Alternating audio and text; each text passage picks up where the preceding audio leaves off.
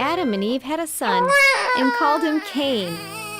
Eve knew her son was a gift from the Lord. Sometime later, she had another son. She called him Abel. Abel was a shepherd and enjoyed watching over the sheep, while Cain was a farmer and enjoyed working the ground and growing vegetables.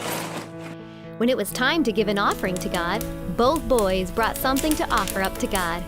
Cain brought some of his vegetables from his garden and gave them to the Lord.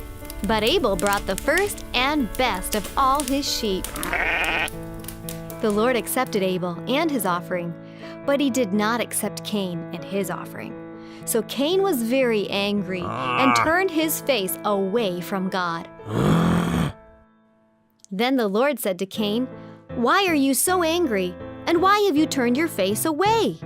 If you do well and rule over sin, then you will be accepted. But if you don't do well, sin will rule over you."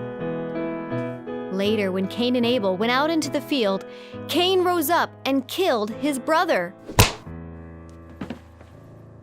Then the Lord said to Cain, "Where is Abel, your brother?" Cain lied and said, "I don't know. Is it my job to look after him?" And the Lord said, "Cain, what have you done? Listen, your brother's blood is calling out to me from the ground. It's asking for justice." Then God said to Cain, "You will be homeless, constantly wandering, and the earth will not easily grow what you plant."